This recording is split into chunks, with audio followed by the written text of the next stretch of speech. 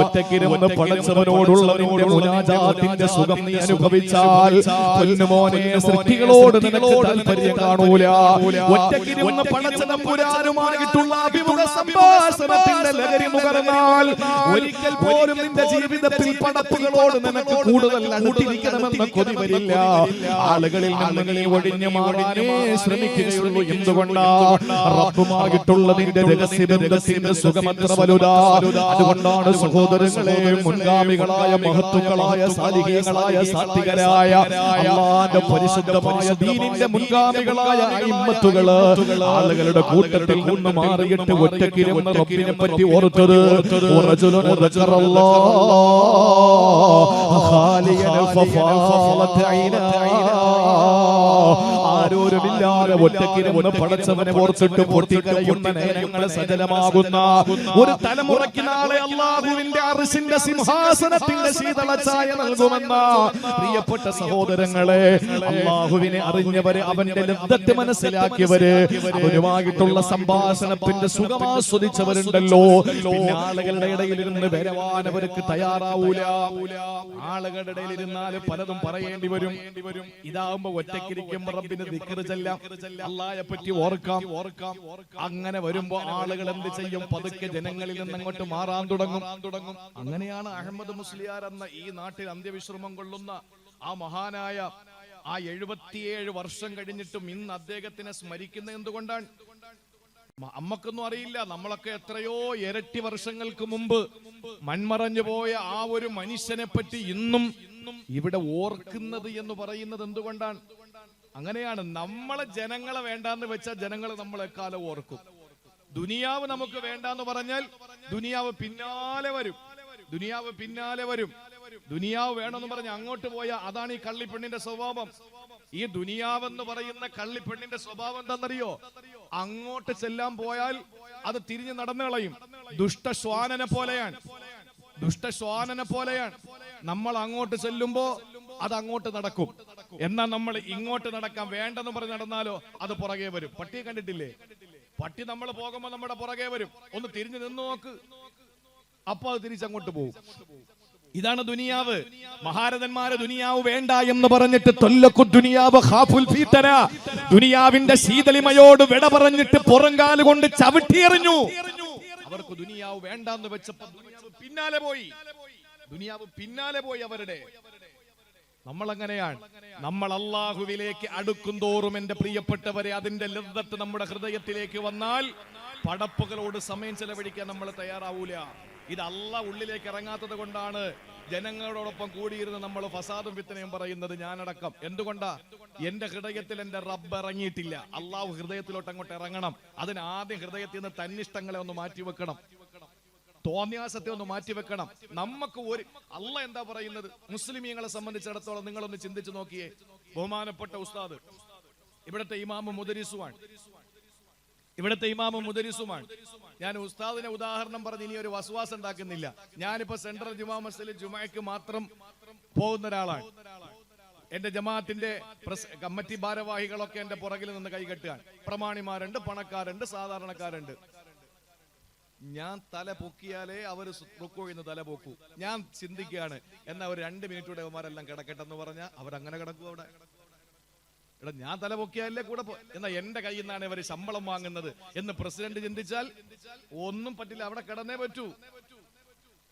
നമ്മൾ അനുസരണയുള്ളവരാ. നമ്മൾ കൈ കെട്ടിക്കഴിഞ്ഞാൽ പിന്നെ നമ്മുടെ ഇഷ്ടത്തിന് യാതൊരു വിലയില്ല. ഒന്ന് പെട്ടെന്ന് കൈയഴിച്ചിട്ട് പോണം എന്ന് ചിന്തിച്ച ഒരു രക്ഷയില്ല. ഇമാം എപ്പോഴാണ് അസ്സലാമു അലൈക്കും വറഹ്മത്തുള്ളാഹ്, അസ്സലാമു അലൈക്കും വറഹ്മത്തുള്ളാഹ്, വലത്തോട്ടും ഇടത്തോട്ടും സലാം വീട്ടുമ്പോ നമ്മൾ അങ്ങോട്ട് സലാം വീട്ടിട്ട് പെട്ടെന്ന് എഴുന്നേറ്റ് പോകുന്നു. എന്തുകൊണ്ടാ? അതുവരെയും നമ്മുടെ ഇഷ്ടത്തെക്കാൾ റബ്ബിന്റെ ഇഷ്ടത്തെ നമ്മൾ വില കൽപ്പിച്ചിരുന്നു. അതുകൊണ്ട് നമ്മൾ ഒന്നും വെള്ളം കുടിക്കില്ല, ഒരു വക സംസാരിക്കില്ല. മക്കൾ വന്ന് വിളിക്കും വാപ്പാ വാപ്പാ വാപ്പാ എന്ന് കയ്യിൽ പിടിച്ച് തൂങ്ങിയാലും നമ്മൾ ഒരക്ഷരം മിണ്ടില്ല. എന്തുകൊണ്ടാണ്? ഇപ്പൊ എന്റെ താല്പര്യമല്ല മോനെ, നിന്നോടുള്ള സ്നേഹമല്ല മോനെ. എന്റെ ഹൃദയത്തിന്റെ ഉള്ളിൽ ഞാൻ കൈകെട്ടി നിൽക്കുന്നത് ആരുടെ മുന്നിലാണ്? സർവാധിനാഥനായ പടച്ചവന്റെ മുമ്പിൽ ഞാൻ കൈകെട്ടി നിൽക്കുകയാണ്. ഈ സമയം എന്റെ മുന്നിൽ എന്റെ റബ്ബിന്റെ താല്പര്യങ്ങളെ ഉള്ളൂ. അത് നിസ്കാരത്തിൽ നമ്മളെ പഠിപ്പിക്കുകയല്ലേ. ഈ നിസ്കാരത്തിന്റെ മാതിരി നമ്മുടെ പുറത്തുനിന്ന് ചെയ്താൽ മതി. എനിക്ക് ഒരു താല്പര്യവും ഇല്ല. എന്റെ ഒരു താല്പര്യങ്ങൾക്ക് ഒരു വിലയില്ല. പള്ളിയിൽ ബാങ്ക് കേൾക്കുന്നു, എന്റെ താല്പര്യം എന്താണ്? വീട്ടിൽ നിസ്കരിക്കലാണ്. അല്ല, റബ്ബിന്റെ താല്പര്യം പള്ളിയിൽ പോയി നിസ്കരിക്കലാണ്. ഞാൻ അങ്ങോട്ട് പോകും. അല്ല, വീട്ടിൽ നിസ്കരിക്കണമെന്ന ചിന്ത ഉണ്ടാകുമ്പോ ഞാൻ തന്നിഷ്ടത്തെ ദൈവമാക്കി. എന്റെ ആഗ്രഹങ്ങളെ, ദുരാഗ്രഹങ്ങളെ ഞാൻ എന്ത് ചെയ്തു? ദൈവമാക്കി. അതുകൊണ്ട് അല്ലാഹുവിന്റെ വിശുദ്ധമായ ഖുർആൻ പറയുന്നു, അവരെ പറ്റിയുള്ള നിങ്ങളുടെ അഭിപ്രായം എന്താണെന്ന് ഹബീബിനോട് ചോദിക്കുകയാ. അള്ളാന്റെ അഭിപ്രായം പിന്നെ അല്ലാഹ് പറഞ്ഞു, അത് ഞാൻ പറയാം, പിന്നീട് പറയാം. ഒരു 5:45 ആ അഭിപ്രായം പറയാം. അതിനു മുമ്പ് സഹോദരങ്ങളെ, അള്ളാന്റെ ഹബീബിനോട് ചോദിച്ചു, അഫറഅയ്ത, അങ്ങയുടെ അഭിപ്രായം എന്താ? ഈ ചോദ്യം അള്ളാന്റെ ഹബീബിനോട് മാത്രമല്ല, തിരുവനന്തപുരം ജില്ലയിലെ പെരിങ്ങമലയിലെ ചിറ്റൂർ എന്ന് പറയുന്ന ഈ പ്രദേശത്തന്നെ കേൾക്കാൻ വേണ്ടി വന്ന, ഈ പള്ളിയുടെ ചാരത്തൊരുമിച്ച് കൂടിയ എന്റെ പ്രിയപ്പെട്ട സഹോദരങ്ങളോടും അല്ലാഹു ചോദിക്കുകയാണ്, അഫറഅയ്ത, നിങ്ങൾ ഓരോരുത്തരുടെയും അഭിപ്രായം ഒന്ന് രേഖപ്പെടുത്ത്. മനിത്തഖദ ഇലാഹു ഹവാ, ദൈവമാക്കിയവനെ പറ്റി നിങ്ങളുടെ അഭിപ്രായം എന്താ? അള്ളാന്റെ അഭിപ്രായം ഇനി വരുന്നുണ്ട്, അത് കേൾക്കാം. അത് ലാസ്റ്റ് നമുക്ക് കേട്ടിട്ട് പോകാം. നിങ്ങളുടെ അഭിപ്രായം എന്താണെന്ന് പറ. അള്ളാഹുവിന്റെ ഹബീബ് സല്ലല്ലാഹു അലൈഹി വസല്ലം തങ്ങൾ പറഞ്ഞു, സഹോദരങ്ങളെ, ചിന്തിക്കേണ്ട വിഷയമാണ്. അള്ളാഹുവിന്റെ ഹബീബ് പറഞ്ഞു, ഒരു മനുഷ്യന്റെ ദേഹേച്ഛകൾ കൊണ്ടാണ് നരകത്തെ അല്ലാഹ് ആവരണം ചെയ്തിരിക്കുന്നത്. അതുകൊണ്ട് നരകത്തിലേക്ക് പോകാൻ വേണ്ടിയിട്ട് തലയിടരുതാരും. നമ്മുടെ ഇഷ്ടങ്ങൾക്കപ്പുറത്ത് റബ്ബിന്റെ ഇഷ്ടത്തിന് പ്രാധാന്യം കൊടുക്കണം. എന്തുകൊണ്ടെന്നറിയോ? അള്ളാഹു പറയുകയാണ്, വലവിത്തബഅൽ ഹഖു അഹ്വാഅഹും ലഫസദത്തിസ് സമാവാതു വൽ അർളു വമാ ഫീഹിൻ.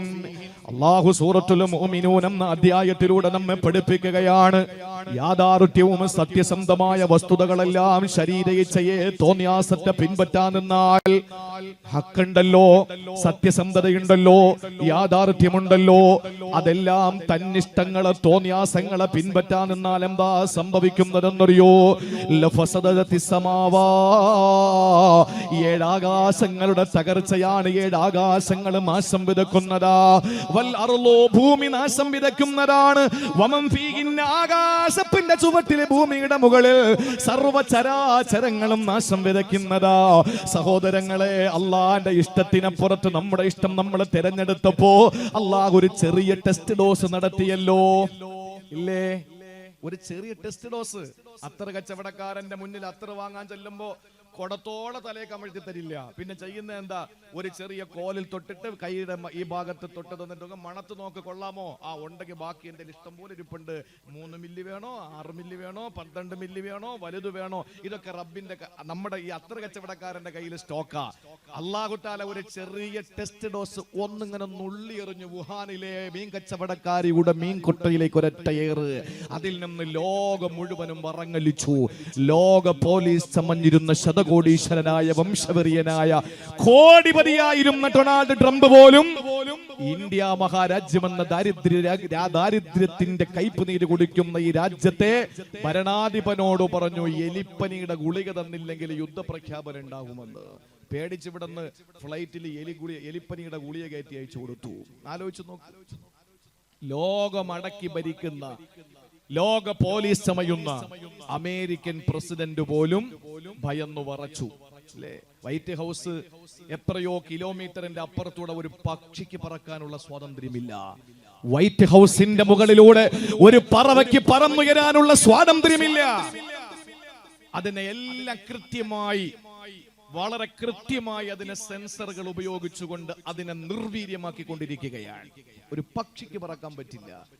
അവിടേക്ക് അവന്റെ സൂട്ടും കോട്ടിനും ഇടയിലേക്ക് അല്ലാഹു തആല ഈ കോവിഡിനെ കയറ്റിവിട്ടു. ഇല്ലേ? എന്തായിരുന്നു കാര്യം? അള്ളാഹുവിന്റെ തീരുമാനങ്ങൾക്കും ആഗ്രഹങ്ങൾക്കും പുറമെ നമ്മുടെ ആഗ്രഹങ്ങൾ നമ്മൾ വിലക്കെടുത്തു. അല്ലേ? അള്ളാന്റെ ഇഷ്ടം എന്തായിരുന്നു? കാണുമ്പോ ഓടിച്ചെന്ന് കൈപിടിക്കുക. എന്താ കാര്യം?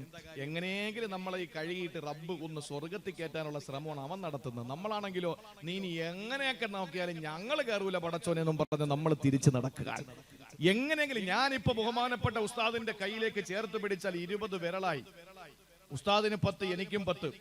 ഈ 10 10 20 വിരലിനിടയിലൂടെ പാപത്തിന്റെ തുള്ളികൾ ഇങ്ങനെ ഇറ്റ് വീഴുകയാണ്. അപ്പോ അള്ളാന്റെ ഇഷ്ടം അതായിരുന്നു, എങ്ങനെയെങ്കിലും യവന്മാരെ ഒന്ന് സ്വർഗത്തിൽ കയറ്റണം, ഈ ചെറിയ പാവമൊക്കെ ഒന്ന് കഴുകി കളഞ്ഞിട്ട് ഒന്ന് സ്വർഗത്തിൽ കയറ്റാം. പക്ഷെ നമ്മൾ എന്ത് ചെയ്തു? ഇത് അവനല്ലേ, ഇവന്റെ കൊടിയുടെ നിറം മറ്റതല്ലേ, ഇവൻ മറ്റേ പാർട്ടിക്കാരനല്ലേ, മറ്റേ സംഘടനക്കാരനല്ലേ എന്ന് പറഞ്ഞിട്ട് കൈ കൊടുക്കാതിരുന്നപ്പോൾ ഇന്നൊന്ന് കൈ ചേർത്ത് പിടിക്കണമെന്ന മോഹം വന്നു. പക്ഷേ ആര് കൈ തരാതെയായി? ഉസ്താദുമാരൊക്കെ 2 ജുബയുടെ പോക്കറ്റിലും കൈയിട്ടുണ്ടാ നടക്കുന്ന, ചെറുപ്പക്കാരൊക്കെ പാന്റിന്റെ പോക്കറ്റ് കൈയിട്ടുണ്ട് നടക്കുകയാണ്. എന്താണെന്നറിയോ? ആരാണ് എവിടെ നിന്ന് വന്നിട്ടാണ് ഈ കയ്യിൽ പിടിക്കുന്നതെന്ന് പറയാൻ പറ്റൂല. ഇനി യാദൃച്ഛികമായി ഓടിച്ചിട്ട് എങ്ങനെയെങ്കിലും കൈ പിടിച്ചു കഴിഞ്ഞാൽ അപ്പോഴേ നമ്മൾ സോപ്പ് കൊണ്ട് കഴുകിക്കളയാൻ. ആ അവസ്ഥയിലേക്ക് അള്ളാഹു നമ്മളെ എത്തി പണിഷ്മെന്റ് പടച്ചു തന്നു. അള്ളാഹു പണിഷ്മെന്റ് തന്നു. ഒന്ന് മുഖത്ത് നോക്കി പുഞ്ചിരിച്ച സ്വതക്കയാണ്. എന്തിന് സിംഹവാലൻ കുരങ്ങിന്റെ മുഖം പോലെ വീർപ്പിച്ച് നടക്കുന്നത്? ഒന്ന് മുഖത്തേക്ക് നോക്കിയിട്ടൊന്ന് പുഞ്ചിരിച്ചാൽ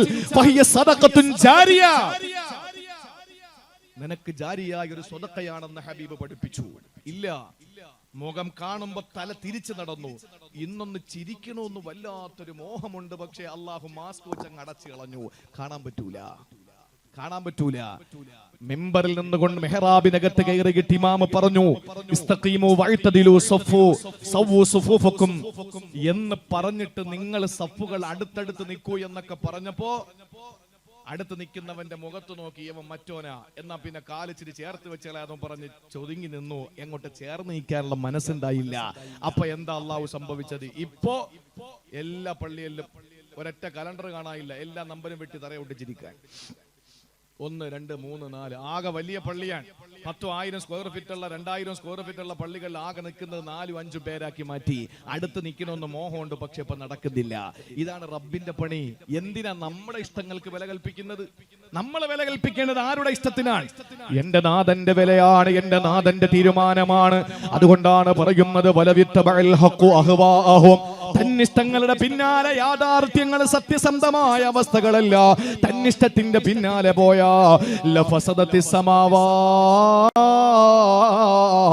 സപ്തവാനങ്ങൾ നാശം വിതയ്ക്കുന്നതാണ്. ഈ പച്ചപ്പട്ട് വിരിച്ചതുപോലുള്ള ഭൗമോപരിതലം നിങ്ങൾക്ക് നാശം വിതയ്ക്കുന്നതാ. ആകാശഭൂമികളുടെ ഇടയിലുള്ള എല്ലാ വസ്തുക്കളും നാശം വിതയ്ക്കുന്നതാ.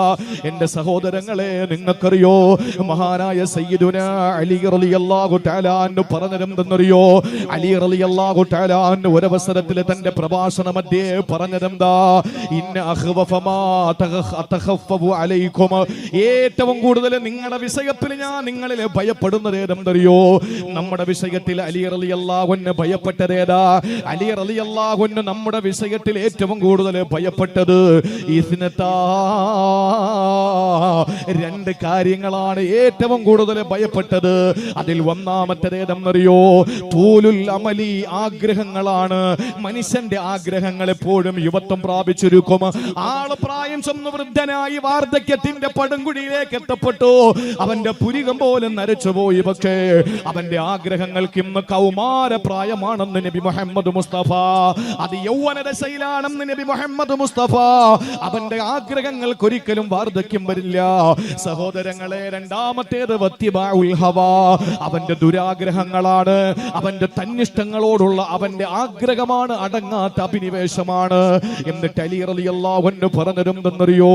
ഫഅമ്മാ തൂലുൽ അമലി, ഒരു മനുഷ്യന്റെ ആഗ്രഹങ്ങൾ ഉണ്ടായാൽ, ഒരുപാട് ആഗ്രഹങ്ങൾ അവനുണ്ടായി കഴിഞ്ഞാൽ എന്താ ദോഷമെന്നറിയോ? ഫയുൻസിൽ ആഖിറ, നാളെ പരലോകമെന്ന് പറയുന്ന ഒരു ലോകമുണ്ടെന്നും മറന്നുപോകും മുസ്ലിമേ. പരലോകം നമ്മൾ മറന്നു പോകാൻ കാരണം എന്താണ്? നമ്മുടെ നീണ്ട ആഗ്രഹങ്ങളാണ്. ഒരുപാട് ആഗ്രഹങ്ങളാണ് ആഖിറത്തെ മറപ്പിച്ച് കളയുന്നത്. എന്നാൽ വമ്മത്തിബാഉൽ ഹവാ, ഒരു മനുഷ്യന്റെ ദുരാഗ്രഹങ്ങൾ എന്താ പ്രശ്നമെന്നറിയോ? ഫയസുദ്ദു അനിൽ ഹഖീ, സത്യസന്ധതയിൽ നിന്ന് മനുഷ്യനെ തടഞ്ഞു നിർത്തുന്നതാ. അതുകൊണ്ടാണ് അല്ലാഹ് പറഞ്ഞത് വലവത്തബഅൽ ഹഖു അഹ്വാഅഹും, സത്യസന്ധമായ കാര്യങ്ങൾ ദേഹേച്ഛയ്ക്ക് വഴിമാറുന്നു. കാരണം എന്താണ്? ദേഹേച്ഛ വന്നുകൂടിയാൽ ഏറ്റവും കൂടുതൽ ബാധിക്കുന്നത് സത്യസന്ധത ഇല്ലാതാവും. സത്യസന്ധമായ കാര്യങ്ങൾ ഇല്ലാതാവും, അല്ലേ? ഡോക്ടർക്കാണോ കൂടുതൽ ആള് വരുന്ന വേജ ഡോക്ടർക്കാണോ? ഒരു ആലിമിന്റെ, ഒരു മുസ്ലിയാരുടെ അടുത്താണോ കൂടുതൽ ആളുകൾ വരുന്നത്? വ്യാജ മുസ്ലിയാക്കന്മാരുടെ അടുത്താണോ? ഒരു നല്ല തങ്ങളെടുത്താണോ ആള് കൂടുതൽ വേണത്, വേദ തങ്ങന്മാരെടുത്താണോ? നിങ്ങൾ ചിന്തിക്ക്. സത്യസന്ധത ഏത് സമയത്തും ശരീര ഇച്ഛയ്ക്ക് വേണ്ടി വഴിമാറിക്കഴിഞ്ഞാൽ നാശം ഉണ്ടാവും ലോകത്ത്. ലോകത്ത് നാശം വരും സഹോദരങ്ങളെ. അതുകൊണ്ട് നമുക്കൊരു തീരുമാനം എടുക്കാം ഈ സദസ്സിൽ. എന്താണ് ഈ തോന്നിയാസ തന്നിഷ്ടം എന്ന് പറയുന്നത്? ഞാൻ ആമുഖം പറഞ്ഞല്ലോ, റമളാനിൽ നമ്മുടെ ആഗ്രഹങ്ങളൊക്കെ മാറ്റിവെച്ചിട്ടാണ് റബ്ബിന്റെ ആഗ്രഹങ്ങൾക്ക് പ്രാധാന്യം കൊടുത്തത്. റബ്ബിന്റെ ആഗ്രഹങ്ങൾക്ക് പ്രാധാന്യം കൊടുത്തത് അങ്ങനെയാണ്. അത് റമളാൻ കഴിഞ്ഞാൽ നമ്മുടെ ജീവിതത്തിൽ ഉണ്ടാകണം. ആ ജീവിതത്തിൽ റമളാൻ പോലത്തെ ജീവിതം. അതുകൊണ്ടാണല്ലോ റമളാൻ കഴിഞ്ഞ ആളുകളൊക്കെ പള്ളിയിൽ നിന്ന് കൊഴിയും. 5 മാറ സഫ് ഉണ്ടായിരുന്ന ആളുകൾ പള്ളി പിന്നെ 1 സഫായി, 1.5 സഫായി, പിന്നെ മുറി സഫായി, പിന്നെ അര സഫായി, പിന്നെ 1/4 സഫായി, പിന്നെ പള്ളിയിലെ ഉസ്താദ് മോദീനുമായി, പിന്നെ മോദി ലീവിലുമായി, ഉസ്താദ് മാത്രമായി. എത്ര നല്ല പള്ളിയായിരുന്നു, എന്തൊരു ബഹളമായിരുന്നു. പ്രത്യേകിച്ച് മഗ്‌രിബിന്. നാളെ നോക്കി ഈ സമയത്ത് ഇവിടെ എന്തൊരു ജനമായിരിക്കും, ഇന്ന് നോക്ക് എന്തൊരു ജനം. ഇത് എന്നാ പറഞ്ഞത്? എന്റെ പ്രിയപ്പെട്ട സഹോദരങ്ങളെ, റമളാൻ മാസം അങ്ങോട്ട് കഴിയുമ്പോ ഒരു വലിയ പേമാരി അവസാനിച്ചതുപോലെ ആളുകളുടെ ഒഴുക്കങ്ങോട്ട് നിലച്ചാലുണ്ടല്ലോ, റമളാൻ കഴിഞ്ഞാലും നമ്മുടെ ജീവിതം റമളാൻ പോലെ ആക്കിയെടുക്കാൻ വേണ്ടിയിട്ടാണ് ഞാൻ ഈ പറയുന്നത്. നമ്മുടെ വിലകൾക്കൊന്നും റബ്ബിന്റെ വിലയുടെ മുന്നിൽ, അവന്റെ തീരുമാനങ്ങൾക്ക് മുമ്പിൽ ഒരു വിലയും കൽപ്പിക്കാൻ പാടില്ല. നമ്മൾ അള്ളാഹുവിനെയാണ് ദൈവമാക്കേണ്ടത്, അല്ലാതെ നമ്മുടെ തന്നിഷ്ടങ്ങളെ അല്ല. ഇത് നമ്മൾ ശ്രദ്ധിക്കേണ്ട കാര്യമാണ്. അള്ളാഹു തൗഫീഖ് നൽകി അനുഗ്രഹിക്കുമാറാവട്ടെ. ഒരിക്കൽ മഹാനായ ജാബിർ റളിയല്ലാഹു തആല അൻഹു, എത്രത്തോളം ഇതിന് ഗൗരവമുണ്ടെന്നറിയോ? ജാബിർ റളിയല്ലാഹു തആല അൻഹു ഒരു ദിവസം എന്തോ കയ്യിലൊരു പൊതിയുമായിട്ട് വരികയാ. ആ സമയത്ത് എതിർഭാഗത്ത് നിന്ന് സയ്യിദുനാ ഉമറുൽ ഫാറൂഖ് റളിയല്ലാഹു തആല അൻഹു വരുമ്പോൾ ജാബിർ റളിയല്ലാഹു അൻഹുവിന്റെ കയ്യിൽ എന്തോ പൊതിയിരിക്കുന്നത് കണ്ടപ്പോ ഉമർ റളിയല്ലാഹു അൻഹു ചോദിച്ചു, ജാബിറേ, എന്താണ് നിന്റെ കയ്യിലിരിക്കുന്നത്? അല്ലാഹുവിന്റെ ഹബീബിന്റെ പ്രിയപ്പെട്ട സദീർത്തിന്മാരാണ് സഹാബത്താ. ജാബിർ റളിയല്ലാഹു അൻഹു പറഞ്ഞു, ഉമർ തങ്ങളെ, എന്റെ കയ്യിലിരിക്കുന്നത് കുറച്ച് മാംസമാണ്, കുറച്ച് ഇറച്ചി കൊണ്ട് വരികയാണ് നബിയേ. ഒരുപാട് നാളത്തെ മോഹമാണ്, ഒരുപാട് നാളത്തെ ആഗ്രഹമാ. വീട്ടിൽ കുറച്ച് ഇറച്ചി പാകം ചെയ്യണമെന്ന കൊതിയാണ്. എനിക്കും എന്റെ പ്രിയപ്പെട്ട മക്കൾക്കും എന്റെ ഭാര്യയ്ക്കും കഴിക്കാൻ കുറച്ച് ഇറച്ചി മാംസം പാകം ചെയ്യണമെന്ന ആഗ്രഹം തുടങ്ങിയിട്ട് നാളേറെയായി. ഇന്നാണ് ഒന്ന് ഒത്തുകിട്ടിയത്. അതുകൊണ്ട് ഞാൻ കുറച്ച് ഇറച്ചി വാങ്ങിക്കൊണ്ട് വന്നു എന്ന് പറഞ്ഞപ്പോൾ എന്താണ് ഉമറുൽ ഫാറൂഖ് റളിയല്ലാഹു അൻഹു പറഞ്ഞതെന്നറിയോ? ഉമറുൽ ഖത്താബ് റളിയല്ലാഹു തആല അൻഹു ജാബിർ തങ്ങളോട് പറയുകയാണ്, ഓ ജാബിറേ, ആഖിറത്തിൽ നിനക്കൊന്നും വേണ്ടേ, ആഖിറത്തിൽ നിനക്കൊന്നും വേണ്ടേ. ഇവിടെ ആഗ്രഹിക്കുന്നതിന്റെ പിന്നാലെ നീ പോവുകയാണോ? ഇവിടെ ആഗ്രഹിക്കുന്നതെല്ലാം നേടിയെടുക്കാൻ നീ മത്സരിക്കുകയാണോ? നാളെ പടച്ചവന്റെ കോടതിയിലെത്തുമ്പോ എല്ലാ ആഗ്രഹങ്ങളും ദുനിയാവിൽ പൂർത്തീകരിച്ചു എന്ന് പടച്ചവൻ പറഞ്ഞാൽ പിന്നെ എന്ത് ചെയ്യും ജാബിറേ? പരലോകത്തിന്റെ അവസ്ഥ എന്താകും ജാബിറേ? അതുകൊണ്ട് നിന്റെ ആഗ്രഹങ്ങളുടെ പിന്നാലെ നീ പോകല്ലേ. ഇത് മഹാനായ ഉമറുൽ ഫാറൂഖ് റളിയല്ലാഹു അൻഹു ജാബിർ തങ്ങളോട് പറഞ്ഞതാ. ഏത് ഘട്ടത്തിലാണ്?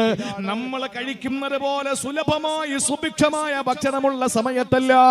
മാസങ്ങളായ മോഹമാണ് പ്രിയപ്പെട്ട ഭാര്യയ്ക്കും മക്കൾക്കും കുറച്ച് ഇറച്ചി കിട്ടിയിരുന്നെങ്കിൽ തിന്നാനുള്ള കൊതി കൊണ്ട് ആ കൊതി കിട്ടുന്ന അവസരത്തിൽ വാങ്ങിക്കൊടുക്കാമെന്ന് പൊന്നുമക്കളോട് വാക്കു പറഞ്ഞപ്പോ തന്റെ പിതാവിന്റെ ഉത്തരവാദിത്വം നിർവഹിച്ചുകൊണ്ട് ഒരു പൊതിയിൽ മാംസവുമായി കടന്നു വരുന്ന ജാബിറിനോട്, ജാബിറെ, ആഗ്രഹിക്കുന്നതിന്റെ പിന്നാലെ പോകല്ലേ. ആലോചിച്ചു നോക്കൂ, ജീവിതത്തിൽ അവരൊക്കെ അനുഭവിച്ച ഇത് ഉമർ റളിയല്ലാഹു അൻഹുവിന്റെ വെറും പ്രസംഗത്തിൽ മാത്രമല്ല. ഇത് വെറും പ്രസംഗത്തിൽ മാത്രമല്ല. നിങ്ങൾ ചിന്തിക്കണം, ഒരു മനുഷ്യൻ ഏറ്റവും കൂടുതൽ അവന്റെ ശരീര ഇച്ഛയെ, അവന്റെ ദുരാഗ്രഹങ്ങൾക്ക് വില കൽപ്പിക്കേണ്ടത്, അല്ല, വില കൽപ്പിക്കാൻ പാടില്ലാത്തത് എപ്പോഴെന്നറിയോ? അധികാരം കൈ കിട്ടുമ്പോഴാണ്. അധികാരം കൈ കിട്ടുമ്പോഴാണ്. ഇപ്പൊ ഞാനിപ്പോ ഒരു അധികാരിയാണ്. ഒരു നാടിന്റെ, ഒരു പഞ്ചായത്തിന്റെ, ഒരു വാർഡിന്റെ, ഒരു സംസ്ഥാനത്തിന്റെ, ഒരു രാജ്യത്തിന്റെ ഒരു വലിയ ഉത്തരവാദിത്വം എന്റെ കൈ കിട്ടിയാൽ ഞാൻ എന്താണ് ചിന്തിക്കുന്നത്, തീരുമാനിക്കുന്നത്, അതുപോലെയല്ലേ ലോകത്ത് നടക്കുള്ളൂ. നിങ്ങൾ നോക്ക്, ഇപ്പൊ ഡീസലിനും പെട്രോളിനും ഒക്കെ വില കൂടി, പാചകവാതകത്തിന് വില കൂടി. ആരാ മിണ്ടാനുള്ളത്? ആരും മിണ്ടാനുണ്ട്? ഇന്നെത്ര? 138 രൂപ. ശരി, അടി, 1 ലിറ്റർ അടിക്കുകയാണ്. നാളെ എത്ര? 142. അടിച്ചോ. ആർക്കും ഒരു പരാതിയില്ല, ഒരു പരിഭവമില്ല. തോന്നിയാസം പോലെ ഭരണം നടത്തിക്കൊണ്ടിരിക്കുമ്പോ രാജ്യത്തിന്റെ വിവിധ സംസ്ഥാനങ്ങളിൽ അള്ളാഹുവിന്റെ പള്ളിയുടെ മിനാരത്തിൽ നിന്ന് ബാങ്ക് മുഴക്കാനുള്ള സ്വാതന്ത്ര്യം പോലും നിഷേധിക്കപ്പെടുന്ന ഈ കാലഘട്ടത്തിൽ ഏറ്റവും കൂടുതൽ സൂക്ഷിക്കേണ്ടത് ഭരണാധികാരികളാണ്. തന്നിഷ്ടങ്ങളെ സൂക്ഷിക്കേണ്ടത്. ഞാൻ ഉമർ റളിയല്ലാഹുവിന്റെ കാര്യം പറഞ്ഞപ്പോൾ ഓർത്തിട്ട് ഞാൻ പറയാൻ, ഉമർ അൽ ഫാറൂഖ് റളിയല്ലാഹു അൻഹു മദീനയുടെ ഭരണാധികാരിയായിരിക്കുമ്പോ സ്റ്റേറ്റിൽ ഗവർണർമാരെ നിശ്ചയിച്ചു. നിങ്ങൾ ആലോചിക്കണം, ഓരോ സ്റ്റേറ്റിലും ഗവർണർമാരെ നിശ്ചയിച്ചു. അങ്ങനെ മിസ്റിന്റെ ഗവർണറായിരുന്ന അംർ ബിൻ അൽ ആസ് റളിയല്ലാഹു തആല അൻഹു ഈജിപ്തിന്റെ ഗവർണറാണ്. ഗവർണർക്ക് ഉത്തരവാദിത്വമുണ്ട്. സെൻട്രൽ ഗവൺമെന്റിനെ ഇവിടത്തെ കാര്യങ്ങൾ എത്തിച്ചു കൊടുക്കണം, അതാണ് ഡ്യൂട്ടി.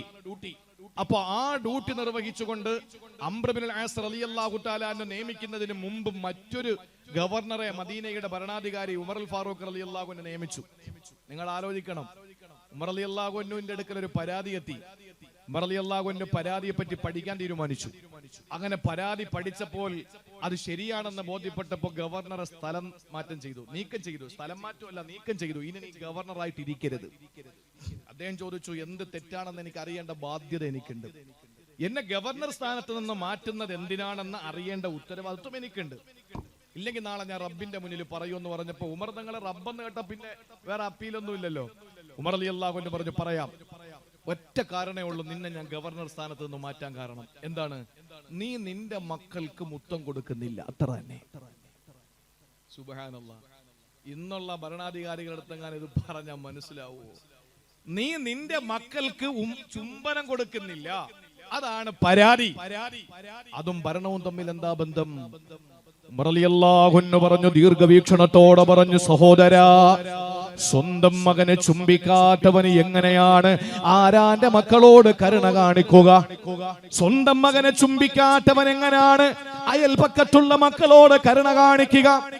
സ്വന്തം ചോരയിലുണ്ടായ കുഞ്ഞിനോട് കരുണയില്ലാത്തവന് എങ്ങനെയാണ് ആരാന്റെ മക്കളോട് കരുണ കാണിക്കുക? അതുകൊണ്ട് നീ നിന്റെ ഭരണീയരോട് സ്നേഹം കാണിക്കില്ല എന്ന് ഞാൻ ഭയപ്പെടുന്നു, നിന്നെ ഞാൻ മാറ്റിയിരിക്കുന്നു. സഹോദരങ്ങളെ, ചിന്തിച്ചു നോക്കണേ. ഈ ഉമർ അൽ ഫാറൂഖ് റളിയല്ലാഹു തആല അൻഹു ഏറ്റവും വലിയ ഉത്തരവാദിത്വം ഏറ്റെടുക്കുന്ന ഭരണാധികാരികളാണ്. ഏറ്റവും കൂടുതൽ തന്നിഷ്ടങ്ങളെ സൂക്ഷിക്കേണ്ടത് അതാണ്. ഏറ്റവും വലിയ ഉദാഹരണമായി നമ്മുടെ മുന്നിലുള്ളത് അല്ലാഹു പറഞ്ഞല്ലോ, മഹാനായ സയ്യിദുനാ ദാവൂദ് നബി അലൈഹിസ്സലാം. ദാവൂദ് നബി അലൈഹിസ്സലാം ഭരണാധിപനായി ചാർജ് എടുക്കുമ്പോ അല്ലാഹു ദാവൂദ് നബിയോട് വിളിച്ചിട്ട് പറഞ്ഞതെന്നറിയോ? നല്ല ഭരണം നടത്തണമെന്നല്ല, കിട്ടുന്ന ആളുകളൊക്കെ മുസ്ലിമീങ്ങളാക്കണമെന്നല്ല. ദാവൂദ് നബി എന്ന ഒരു പ്രവാചകനോട് അല്ലാഹുവിന്റെ കൽപ്പന എന്താ?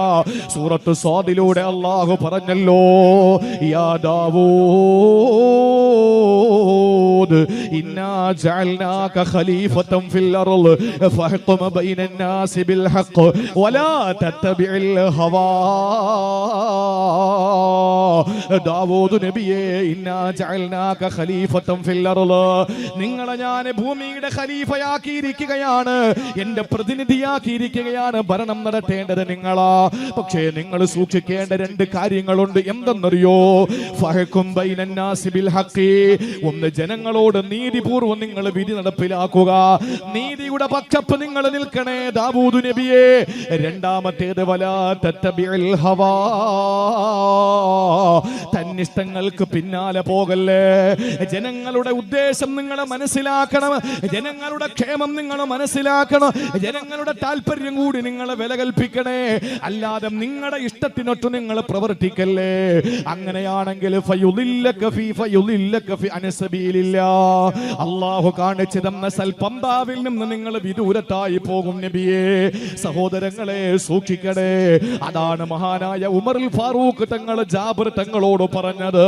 ഈ ദുനിയാവിലെ എല്ലാ ആഗ്രഹങ്ങളും നടത്താൻ വേണ്ടിയിട്ട് നീ മത്സരിക്കുമ്പോ നാളെ പടച്ചവന്റെ കോടതിയിലെത്തുമ്പോ ജാബിറേ, ഈ ദുനിയാവിലെ നിന്റെ മോഹങ്ങളെല്ലാം അവസാനിച്ചു എന്ന് അല്ല പറഞ്ഞാലോ?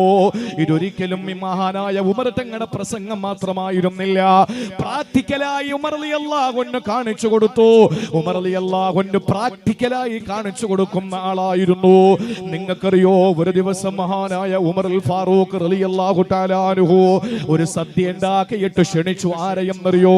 മഹാനായ ഹഫ്സ് ബിൻ ആസ് റളിയല്ലാഹു തആല അൻഹുവിനെ. ഹഫ്സ് ബിൻ അബിൽ ആസ് റളിയല്ലാഹു അൻഹുവിനോട് പറഞ്ഞു, ഇന്ന് എന്റെ വീട്ടിൽ നിന്ന് ഭക്ഷണം കഴിക്കാമൊന്ന് വരണേ. സ്വാഭാവികമായി ഒരു വീട്ടിൽ നമ്മളെ ഭക്ഷണത്തിന് ക്ഷണിക്കുമ്പോ നല്ല ഭക്ഷണമല്ലേ കൊടുക്കേണ്ടത്? ഹഫ്സ് ബിൻ അബിൽ ആസ് റളിയല്ലാഹു തആല അൻഹു സന്തോഷത്തോടെ ഉമർ തങ്ങളുടെ വീട്ടിലേക്ക് സദ്യ കഴിക്കാൻ വേണ്ടി പോകുന്നു. വിരുന്ന് സൽക്കാരത്തിന് വേണ്ടി പോവുകയാ. അവിടെ എത്തുമ്പോ സുബ്ഹാനല്ലാഹ്, ഉമർ റളിയല്ലാഹു അൻഹു പറച്ചിൽ മാത്രമല്ലെന്ന് പറയാനാ ഞാനിത് പറയുന്നത്. ഉമർ റളിയല്ലാഹു അൻഹുവിന്റെ വീട്ടിലേക്ക് കടന്നു ചെല്ലുമ്പോ മഹാനായ ഹഫ്സ് ബിൻ അബിൽ ആസ് റളിയല്ലാഹു തആല അൻഹുവിന്റെ മുന്നിൽ കഴിക്കാൻ വേണ്ടി കൊണ്ടുവച്ചത് എന്തെന്നറിയോ? പച്ചവെള്ളവും 2 ഉണങ്ങിയ റൊട്ടിയുമാണ്. പച്ചവെള്ളവും 2 ഉണങ്ങിയ റൊട്ടിയും അതുകൊണ്ട് വെച്ചു. മഹാനായ ഉമർ റളിയല്ലാഹു അൻഹു മാറി നിന്നപ്പോ ഹഫ്സ് ബിൻ അബിൽ ആസ് റളിയല്ലാഹു അൻഹു ഉമർ തങ്ങളുടെ മുഖത്ത് നോക്കിയിട്ട് ചിരിച്ചിട്ട് പറഞ്ഞു, ഉമറേ, ഇതിനേക്കാളും നല്ലത് എന്റെ വീട്ടിലുണ്ടല്ലോ, ഇതിനേക്കാളും നല്ലത് എന്റെ വീട്ടിലുണ്ടല്ലോ ഉമറേ. അതുകൊണ്ട് ഞാൻ അവിടെ നിന്ന് കഴിക്കൂലായിരുന്നോ? എന്നെ ഇത്ര ധൃതിപ്പെട്ട് എന്തിനാണ് സദ്യ കഴിക്കാൻ വേണ്ടി വിളിച്ചത്? പറ്റിക്കുകയാണോ? കളിയാക്കുകയാണോ? ഉമർ റളിയല്ലാഹുവിന്റെ മറുപടി എന്തായിരിക്കും? ഉമർ റളിയല്ലാഹു അൻഹു ചോദിച്ചു, എന്റെ ഹഫ്സ് ബിൻ അബിൽ ആസേ, നീ എന്താ ആഗ്രഹിച്ചത്? നല്ല ഇളം പ്രായമുള്ള ഒരു നെയ്യാടിനെ അറുത്തിട്ട് അതിന്റെ ചെറിയ പീസ് ഇറച്ചിയും അതുപോലെ ഗോതമ്പിനെ നല്ല പൊടിച്ചെടുത്തിട്ട് നല്ല നേർമയായ ഗോതമ്പ് റൊട്ടിയും തിത്തിരപ്പക്ഷിയുടെ കണ്ണിന്റെ നിറമുള്ള മുന്തിരിയെടുത്ത് വെള്ളത്തിലിട്ട് ഇളം മാനിന്റെ ചോരയുടെ നിറമുള്ള പാനീയവുമാണോ നീ കൊതിച്ചത്? ഉമർ റളിയല്ലാഹു അൻഹുവിന്റെ ചോദ്യം ഇതാണ്. ഹഫ്സ് ബിൻ അബിൽ ആസേ, നീ എന്താ ആഗ്രഹിച്ചു വന്നത് ഉമറിന്റെ വീട്ടില്? നിനക്ക് തന്ന റൊട്ടിയും നിനക്ക് തന്ന പച്ചവെള്ളവും നിനക്ക് സ്വീകരിക്കാൻ കഴിയില്ല. നീ പറയുന്നു ഇതിനേക്കാളും നല്ലത് വീട്ടിലുണ്ടെന്ന്. നീ എന്താഗ്രഹിച്ചുകൊണ്ടാണ് വന്നത്? ഇളമാടിന്റെ നെയ്യാടിന്റെ ഇറച്ചിയാണോ നീ കൊതിച്ചത്? ഗോതമ്പ് മാവ് അതിനെ നേർമയാക്കിയിട്ട് വളരെ കട്ടി കുറഞ്ഞ റൊട്ടി ഉണ്ടാക്കി തരുമെന്ന് നീ കൊതിച്ചോ? തെത്തിരപ്പക്ഷിയുടെ കണ്ണിന്റെ വർണ്ണമുള്ള മുന്തിരിയെടുത്ത് വെള്ളത്തിലിട്ട് ഇളമാനിനെ അറുക്കുമ്പോ അതിന്റെ ചോരയുടെ നിറമുള്ള ആ പാനീയം നിനക്ക് തരുമെന്ന് നീ ചിന്തിച്ചോ? ആ സമയത്ത് ഹഫ്സ് ബിൻ അബിൽ ആസ് റളിയല്ലാഹു അൻഹു ഉമർ തങ്ങളോട് ചോദിച്ചത് മറ്റൊരു ചോദ്യമാണ്. ഉമറേ, ആഡംബര ജീവിതമൊക്കെ അറിയാമല്ലേ? ഇത് ഏറ്റവും വലിയ അറബികളുടെ മുതലാളിമാര് മാത്രം കഴിക്കുന്നതാ. ഇളം നെയ്യാടിന്റെ ഇറച്ചി, അതുപോലെ തന്നെ ഗോതമ്പ് മാവിന്റെ നേർത്ത റൊട്ടി, അതുപോലെ ഈ പറയുന്ന തിരിയിലുള്ള പാനീയം, ഏറ്റവും നല്ല മുന്തിരി. ആ മുന്തിരി തന്നെ തിത്തിരപ്പക്ഷിയുടെ കണ്ണിന്റെ വർണ്ണമാണ്. അത് വെള്ളത്തിലിട്ട് കഴിഞ്ഞാൽ അതിന്റെ നിറം ഇളം മാനിനെ അറുക്കുമ്പോ അതിന്റെ ചെറിയ ചോര കളറിന്റെ ആ കളറുള്ള പാനീയം നിനക്ക് കുടിക്കാൻ തരുമെന്നാണോ കരുതിയത്? ഇതവിടത്തെ വലിയ വലിയ രാജകുമാരന്മാരെ കഴിച്ചിരുന്ന ഭക്ഷണമാണ്. ഇത് ഉമർ അങ്ങോട്ട് പറയുമ്പോ ഹഫ്സ് ബിൻ അബിൽ ആസ് റളിയല്ലാഹു തആല അൻഹു ചോദിച്ചു, ഉമർ തങ്ങളെ, അപ്പൊ ആഡംബര ഭക്ഷണമൊക്കെ അറിയാമല്ലേ? ആഡംബര ഭക്ഷണം ഏതാണെന്ന് നന്നായിട്ട് അറിയുമല്ലേ? ഉമർ റളിയല്ലാഹു അൻഹു പറഞ്ഞു, അറിയും ഹഫ്സേ, എനിക്കറിയാം. അത് കഴിക്കാൻ എനിക്കിന്ന് കഴിയും. പക്ഷേ ഞാനതൊക്കെ കഴിച്ചിട്ട് നാളെ എന്റെ പടച്ചവന്റെ കോടതിയിലെത്തുമ്പോ നിന്റെ ആഗ്രഹങ്ങളെല്ലാം ദുനിയാവിൽ പൂർത്തീകരിച്ച് ഞാൻ തന്നിട്ടുണ്ടല്ലോ. അതുകൊണ്ട് പരലോകത്ത് നിനക്ക് ഒന്നുമില്ല ഉമറേ എന്ന് എന്റെ റബ്ബെങ്ങാനും എന്നോട് പറഞ്ഞു കഴിഞ്ഞാൽ പിന്നെ ഞാൻ എന്ത് ചെയ്യാനാ? എന്റെ പരലോകത്ത് ഞാൻ എന്റെ ജീവിതം കഷ്ടത്തിലും നഷ്ടത്തിലുമല്ലേ ഹഫ്സേ? അതുകൊണ്ട് വേണ്ടെന്ന് വെച്ചതാണ്, എന്റെ മോഹങ്ങൾക്ക് ഞാൻ വില കൊടുത്തില്ല. എന്റെ ആഗ്രഹങ്ങൾക്ക് ഞാൻ വില കൊടുക്കുന്നില്ല. എന്റെ ആഗ്രഹം എന്റെ റബ്ബിന്റെ ആഗ്രഹമാണ്. 10 ദിവസം നമ്മൾ നോമ്പ് പിടിച്ച് 20 ദിവസം നോമ്പ് പിടിച്ച് 30 ദിവസം നോമ്പ് പിടിച്ച് 3 പത്തുകൾ അവസാനിക്കുമ്പോ നമ്മൾ എന്താ ചെയ്തത്? പകലന്തിയോളം നമ്മൾ പട്ടിണി കിടന്നിട്ട് നല്ല ചൂട് സമയത്ത് നമ്മുടെ വീടിന്റെ തീന്മേശയിൽ നല്ല ജ്യൂസ് ഇരിക്കുമ്പോൾ, നല്ല ശീതളപാനീയം ഇരിക്കുമ്പോൾ, തൊണ്ട വല്ലാതെ ദാഹിക്കുമ്പോൾ, പൈതാഹമടക്കാൻ മധുരമുള്ള പാനീയം നമ്മുടെ മുന്നിൽ ഇങ്ങനെ ഇരിക്കുമ്പോൾ അതെടുത്ത് പാനം ചെയ്യാൻ ഇല്ല, എന്റെ റബ്ബിന്റെ ആഗ്രഹമാണ് എനിക്ക് വലുതെന്ന് ചിന്തിച്ചുകൊണ്ട് എന്റെ ആഗ്രഹങ്ങൾക്ക് വില കൊടുക്കാത്തവനല്ലേ ഞാൻ. എന്റെ ഭാര്യ എന്റെ വീട്ടിനകത്തുണ്ടാകുമ്പോൾ, എന്റെ ഭാര്യ എനിക്ക് എല്ലാത്തിനും സ്വാതന്ത്ര്യമുണ്ടാകുമ്പോ ഇല്ല, പകലെന്റെ നാഥന്റെ ഉത്തരമാണ്, നാഥന്റെ വിളിയാണ്, നാഥന്റെ വിധിയാണ്, നാഥന്റെ വിലക്കാണ്, നാഥന്റെ ഇഷ്ടമാണ്, നാഥന്റെ തീരുമാനമാണ് എനിക്ക് വലുത്. അതുകൊണ്ട് ഞാൻ എന്റെ ഭാര്യയെ സമീപിക്കില്ലെന്ന് പറയാൻ ഒരു മുസ്ലിം തയ്യാറാകുന്ന 30 ദിവസങ്ങളാണ് സഹോദരങ്ങളെ റമളാനിലുള്ളത്. ആ റമളാനിൽ നമ്മൾ ആർജിച്ചെടുക്കുന്ന ആവേശം എന്റെ പ്രിയപ്പെട്ടവരെ തന്നിഷ്ടങ്ങളോടുള്ള പോരാട്ടമാണ്. അള്ളാഹുവിനോടുള്ള നമ്മുടെ താല്പര്യങ്ങളാണ് മുൻതൂക്കം കൊടുക്കുന്നതെങ്കിൽ റമളാന് കഴിഞ്ഞാലും അതുണ്ടാകണേ, റമളാന് കഴിഞ്ഞാലും അതുണ്ടാകണേ. നമുക്കൊരു തന്നിഷ്ടമുണ്ട്. നമ്മൾ തന്നിഷ്ടക്കാരാ, നമ്മൾ തോന്നിയാസക്കാരാ, നമ്മൾ ദുരാഗ്രഹികളാ. ഏത് വിഷയത്തിലും അറിയോ, ആകാശത്തിന്റെ ചുവട്ടിലെ ഭൂമിയുടെ മുകളിൽ ഒരൊറ്റ വിഷയത്തിലെ ദുരാഗ്രഹം പാടുള്ളൂ, ഒരൊറ്റ വിഷയത്തിലെ ആഗ്രഹങ്ങൾ പാടുള്ളൂ. അതേതെന്നറിയോ? മുസ്തഫായ നബി തങ്ങൾ തന്നെ പറയട്ടെ, ലാ യുമിനു അഹദുക്കും ഹത്താ യകൂന ഹവാഹു തബഅൻ ലിമാ ജിഅതു ബിഹി. ഒരു വിശ്വാസി യഥാർത്ഥ വിശ്വാസിയാകണമെങ്കിൽ, ഒരാൾ യഥാർത്ഥ മുഅ്മിനാകണമെങ്കിൽ, ഞാൻ എന്താണോ അവനോട് കൽപ്പിച്ചത്, ഞാൻ എന്താണോ അവനോട് പറഞ്ഞത്, ആ പറഞ്ഞ കാര്യം, അവന്റെ ശരീരയിച്ച പറഞ്ഞ കാര്യത്തെ പിൻപറ്റുന്നിടത്തോളം അവനെ മുഅ്മിനാവൂല. എന്തേ സഹോദരങ്ങളെ, നിങ്ങൾക്ക് ദാഹമില്ലേ? ഇപ്പോ നിങ്ങൾക്ക് വിശപ്പില്ലേ? ഇപ്പോ നമുക്ക് അല്ലാഹു അനുഗ്രഹിച്ചു നമ്മുടെ നാട്. എത്ര ശുക്ർ ചെയ്താൽ മതിയാവും. നമ്മൾ ആരാ മക്കള്? ഒന്ന് ചിന്തിച്ചേ. സ്വിറ്റ്സർലൻഡിലും ഫിൻലാൻഡിലും 4 വർഷം, ഇപ്പോഴത്തെ അവസ്ഥ എനിക്കറിയില്ല, മാറ്റമൊന്നും കൂടുതൽ പ്രതീക്ഷിക്കണ്ട. 3-3.5 കൊല്ലങ്ങൾക്ക് 4 കൊല്ലങ്ങൾക്ക് മുമ്പുള്ള റമളാനിൽ അവിടത്തെ റമളാനിന്റെ നോമ്പ് 23 മണിക്കൂറും 5 മിനിറ്റുമാണ്. പറ്റുമോ? ചിറ്റൂര് ഏതെങ്കിലും ഒരു സഹോദരിക്ക് പറ്റുമോ? അങ്ങനെയാണെങ്കിൽ അപ്പോഴേ ആടിനെ നേർന്നിട്ട് പള്ളിയിൽ കൊടുക്കും. ചിറ്റൂര് പള്ളിയിൽ ഈ സമയം ഒന്ന് പറയാൻ മിനിറ്റാണ് അവരുടെ രാത്രി, 55 മിനിറ്റ്. ലണ്ടനിൽ 19 മണിക്കൂർ. അള്ളാഹുവേ, നമുക്ക് കേരളക്കാരെ സംബന്ധിച്ചിടത്തോളം, ചുറ്റുവട്ടത്തുള്ളവരെ സംബന്ധിച്ചിടത്തോളം നമുക്ക് 12-13 മണിക്കൂർ. അതും എങ്ങനെ? തറാവീഹിന്റെ വിത്തറിൽ തുടങ്ങുന്ന മഴ, ആ മഴ പിന്നെ തീരുന്നത് നോമ്പ് തുറന്ന് വീട്ടിലെത്തിയതിനു ശേഷം. എന്തൊരു വെയിലായിരുന്നു. ഇന്ന് നോമ്പ് 4, 5 ദിവസങ്ങൾക്ക് മുമ്പ് പുറത്തിറങ്ങാൻ പറ്റുമോ? കരിഞ്ഞു പോകും. പാലക്കാടൻ ചൂടിനേക്കാൾ കഠിനമായ ചൂട്. എന്നിട്ട് നമ്മൾ പലരും പറയാണ്, ഞാൻ ഗ്യാസിന്റെ ഗുളിക കഴിക്കുന്നത് കൊണ്ട് നോമ്പ് പിടിക്കുന്നില്ല, ഞാൻ ഷുഗറിന്റെ ഗുളിക കഴിക്കുന്നതുകൊണ്ട് നോമ്പ് പിടിക്കുന്നില്ല. ചില ആളുകളുടെയൊക്കെ പരാതിയും പരിഭവവും. എന്റെ സഹോദരങ്ങളെ, 12 ഉറക്കാൻ നമ്മൾ മടിക്കുന്നു. ആരുമില്ല, വീട്ടില് മക്കളില്ല, ഭർത്താവില്ല, ആരുമില്ല. നമ്മുടെ തീന്മേശയിൽ ഭക്ഷണം റെഡിയായിരിക്കുന്നു. അതിൽ നിന്ന് എന്തെങ്കിലും ഒന്നെടുത്ത് തന്റെ പ്രിയപ്പെട്ട ഭാര്യയെ തൊണ്ടയിലേക്ക് വെക്കാൻ തയ്യാറാവോ? ഒരിക്കലുമില്ല. കാരണം എന്താണ്? അള്ളാഹുവിന്റെ ഹബീബ് പഠിപ്പിച്ച മാർഗത്തിൽ ശരീരത്തിന്റെ ഇച്ഛയെ പിൻപറ്റുന്നതിനെ പാകപ്പെടുത്തിയെടുത്തു. നമ്മൾ ഇപ്പൊ കൂടുതൽ പ്രശ്നങ്ങൾ ഉണ്ടാകുന്ന എപ്പോഴെന്നറിയാമോ? റമളാനിലാണ്. റമളാനില് എത്ര റക്അത്ത്, അത് ഇത് ചർച്ച, അത് അങ്ങോട്ട് പ്രശ്നം ഇങ്ങോട്ട് പ്രശ്നം. കാരണം ജോലിയൊന്നുമില്ലല്ലോ. പള്ളിയിൽ വന്ന ഇത് പറഞ്ഞങ്ങോട്ട് കയറി കഴിഞ്ഞാൽ സകല മുസീബത്തുകൾക്കും തുടക്കമായി. ഞാൻ കുറ്റം പറയുന്നതല്ല, പക്ഷേ അവസാനം ഒരു കയ്യാങ്കളിയിൽ എത്തുമ്പോ എന്താ പറയുന്നറിയോ? നോമ്പായി പോയി, റമളാനാ, നോമ്പായി പോയി, ഒന്ന് തീരട്ടെ. എന്നാൽ ഈ നോമ്പിന്റെ അവസ്ഥയിലേക്ക് നമ്മൾ മറ്റുള്ള മാസങ്ങളെ കൊണ്ടെത്തിച്ചാൽ എത്ര സന്തോഷമാണ്. ചിന്തിച്ചു നോക്ക്. അതാ ഞാൻ പറഞ്ഞത്, റമദാനില് അള്ള പറഞ്ഞ സമയങ്ങളൊക്കെ നമ്മളെല്ലാം ചെയ്യും. അള്ള പറയാത്ത സമയങ്ങളിൽ ചെയ്യണ്ടെന്ന് പറഞ്ഞ സമയത്ത് നമ്മൾ ലോകം മൊത്തം ചെയ്താലും നമ്മൾ ചെയ്യൂല. അതാണ് നമ്മൾ ഭക്ഷണങ്ങൾ ഒഴിവാക്കിയത്. അപ്പൊ ഈ രീതിയിൽ നമ്മൾ അള്ളാഹുവിന്റെ ഹബീബിനെ, അതുകൊണ്ടല്ലേ ഒരു സഹാബി സ്വർണമോതിരം ധരിച്ചിരുന്നു.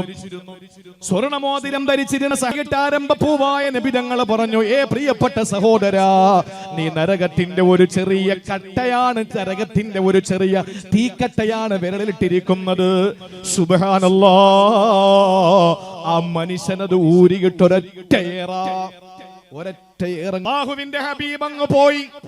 കൂടെയുള്ള കൂട്ടുകാര് പറഞ്ഞ, സഹോദരാ, അത് നീ വിരലിലിടാതിരുന്നാ പോരെ, നബി തങ്ങൾ കൽപ്പിച്ചത് പ്രകാരം കൊണ്ടുപോയി.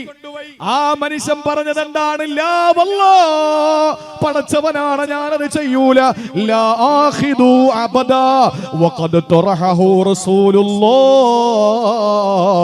എന്റെ ഹബീബ് എടുത്ത് കളയാൻ പറഞ്ഞ ഒരു സാധനത്തിന് പിന്നെ ഞാൻ എടുക്കുകയോ? ഞാൻ എടുക്കൂല. ഇതാണ് പറഞ്ഞത്, ലാ യുമിനു അഹദുക്കും ഹത്താ യകൂന ഹവാഹു തബഅൻ ലിമാ ജിഅതു ബി. നബി തങ്ങൾ എന്ത് കൊണ്ടുവന്നോ അതിലാകട്ടെ നമ്മുടെ മോഹങ്ങൾ മുഴുവനും അതിലാകട്ടെ. അല്ലാത്ത നമ്മുടെ ആഗ്രഹങ്ങളൊക്കെ തൽക്കാലം വേണ്ടെന്ന് വെക്കാം. അതാണ് പരിശുദ്ധ റമദാൻ. അല്ലാഹു തൗഫീഖ് തരട്ടെ. അപ്പൊ നിങ്ങളുടെ അഭിപ്രായം എന്താണ്? നിങ്ങളുടെ അഭിപ്രായം എന്താ? നിങ്ങളുടെ അഭിപ്രായം? നിങ്ങൾക്ക് മറുപടി ഉണ്ടാവൂല, എനിക്ക് മറുപടിയില്ല. ആരംഭപ്പോവായ നബിതങ്ങളെ, അങ്ങക്ക് മറുപടിയില്ലേ? എന്നാൽ അല്ല തന്നെ പറയട്ടെ, ഒരു മനുഷ്യന്റെ ഇലാഹിനെ ഹവയാക്കി മനസ്സിലാക്കണേ. ദിവസവും അല്ല പഴപ്പിച്ചിരിക്കുന്നു. നിങ്ങൾ പറയേണ്ട മറുപടി അല്ലാഹ്ക്കറിയാൻ പറയാം, അള്ളാഹ്ക്ക് പറയാനറിയാം. അള്ളാഹുവിനെ പഴപ്പിച്ചിരിക്കുന്നു. 17 പ്രാവശ്യം നിർബന്ധമായ ഒരു മുസ്ലിം ദുആരക്കുന്നു, എന്നെ പഴപ്പിക്കല്ലേ എന്ന്. ഐച്ഛികമായിട്ട് വേറെയും പറയുന്നു, അല്ലേ? കൈകെട്ടിയിട്ട് ലോഹർ സുബഹി 2, ലോഹർ 4, 4 2 6, വീണ്ടും അസർ 4 10, മഗ്രിബ് 3 13, ഇശാ 4 17 പ്രാവശ്യം അവന് ഫാത്തിഹ ഓതുന്നു. ഇഹ്ദിന സിറാത്തൽ മുസ്തഖീം, പടച്ചവനെ എനിക്ക് ഹിദായത്ത് താ. സിറാത്തല്ലദീന അൻഅംത അലൈഹിം, നീ കരുണ ചൊരിഞ്ഞ നിഅമത്ത് ചൊരിഞ്ഞ ആളുകളുടെ വഴിയാണ് ഞാൻ ചോദിക്കുന്നത്. ഗൈരിൽ മഗ്ലൂബി, നിന്റെ കോപത്തിനിരയായവരുടെ വഴിയല്ല. വലല്ലാലി, നീ വഴി പഴപ്പിച്ചവരുടെ വഴിയുമല്ല. അല്ലാ പറയുകയാണ്, വിജ്ഞാന വേദിക്കും അവനെ നന്നാക്കാൻ പറ്റൂല, ഒരു തങ്ങൾക്കും അവനെ നന്നാക്കാൻ പറ്റൂല, ഒരു പണ്ഡിതനും അവനെ നന്നാക്കാൻ പറ്റൂല. കാരണം അല്ലാഹു അവനെ പിഴപ്പിച്ചിരിക്കുകയാണ്. അത് അല്ലാഹു ഈ ആയത്തിൽ തന്നെ പറഞ്ഞു. എന്നിട്ട് എന്താ പറഞ്ഞതെന്നറിയോ സഹോദരങ്ങളെ? ഗൗരവം മനസ്സിലാക്കണം. അല്ലാഹു എന്നിട്ട് പറയുകയാണ്, വിശുദ്ധമായ ഖുർആനിൽ അല്ലാഹ് പറയുന്നു, വഖതമ അലാ സമഇഹി വഖൽബിഹി, അവന്റെ ശ്രവണപുടങ്ങളിലും അവന്റെ ഹൃദയത്തിലും അല്ലാഹു താഴിട്ട് പൂട്ടി. ആര് പ്രസംഗിച്ചാലും അവനെ കേൾക്കൂല, എന്ത് കണ്ടാലും അവന്റെ ഹൃദയത്തിലെ ചലനം വരൂല. കാരണം എന്തേ? അവന്റെ ശ്രവണപുടങ്ങളിൽ അല്ലാഹു ഖത്മ ചെയ്തു, അഥവാ സീലിട്ട് പൂട്ടി.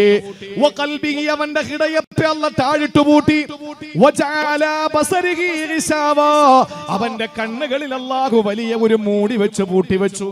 അവനെ കാണാൻ പറ്റുന്നില്ല, അവനെ കേൾക്കാൻ പറ്റുന്നില്ല, അവന് ചിന്തിക്കാൻ പറ്റുന്നില്ല.